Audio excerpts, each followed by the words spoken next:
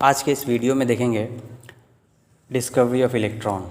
ठीक है, इलेक्ट्रॉन का डिस्कवर कैसे हुआ, कैथोड रे ट्यूब एक्सपेरिमेंट का इलेक्ट्रॉन का डिस्कवरी में क्या रोल रहा या भूमिका रहा, और जे थॉमसन का भी इसमें क्या योगदान रहा। ठीक है, तो आइए वीडियो को शुरू करते हैं। हुआ यूँ कि साइंटिस्ट जे थॉमसन ने एक एक्सपेरिमेंट किया जो कि कैथोड रे ट्यूब एक्सपेरिमेंट था। ठीक, उन्होंने इस एक्सपेरिमेंट के दौरान एक डिस्चार्ज ट्यूब लिया।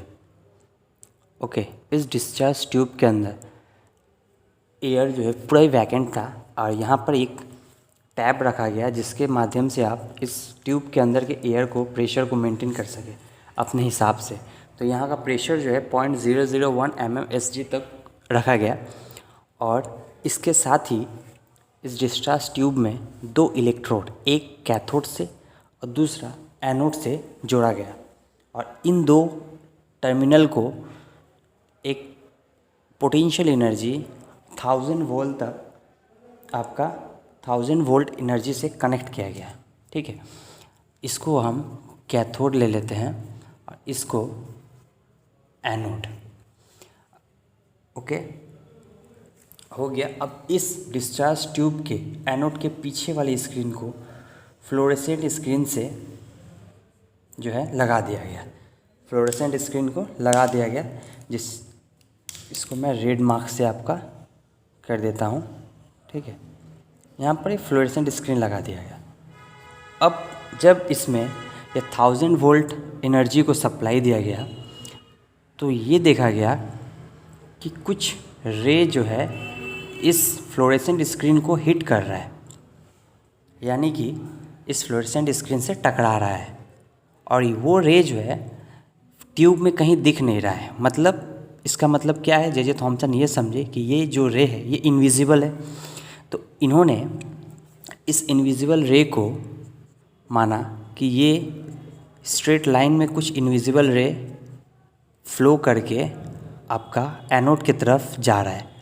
और जो अब आप सोचते होंगे ये एनोड से, इस इलेक्ट्रोड से तो वो टकरा सकता था, पर वो टकराया नहीं। अगर क्योंकि ये जो एनोड जो था वो परफोरेटेड था। ठीक है, परफोरेटेड होने के चलते क्या होता है कि यहाँ पर कुछ गैप होते हैं जिसके इस गैप के माध्यम से ये रे पास हो रहा था। ओके, अब इस स्क्रीन में टकराने के चलते यहाँ पर कुछ शाइनिंग हो रहा था। फ्लोरेसेंट स्क्रीन में कोई भी रे अगर टकराएगा तो वो शाइनिंग होगा। ये रे आपका कहीं और नहीं दिख रहा है, पर ये सिर्फ इस फ्लोरेसेंट स्क्रीन को ही दिख रहा है। यहीं पर जो है आपका रे टकराने के चलते शाइनिंग हो रहा है।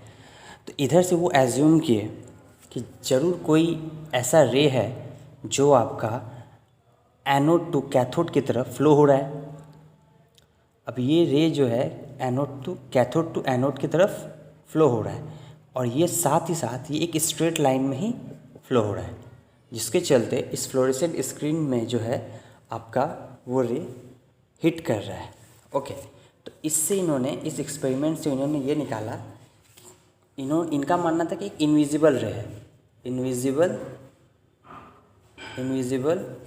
रे, जो कि बाद में जाकर साइंटिस्ट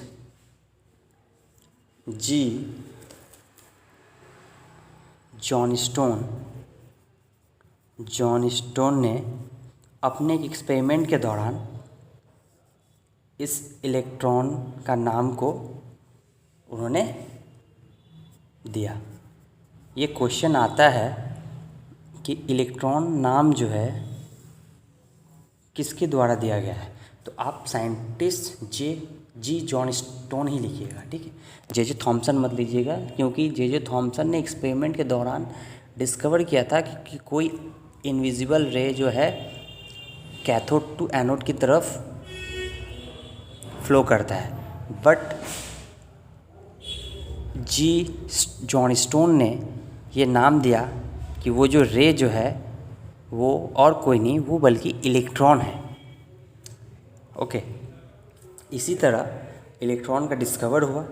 अब साइंटिस्ट जे थॉमसन ने इस एक्सपेरिमेंट के दौरान जो है इस एक्सपेरिमेंट के दौरान इन्होंने चार्ज बाय मास का भी वैल्यू निकाला। चार्ज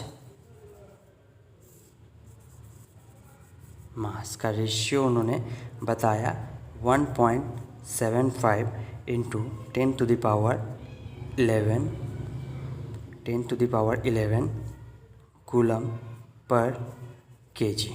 ठीक है, इस एक्सपेरिमेंट के दौरान इन्होंने इस चीज़ का भी,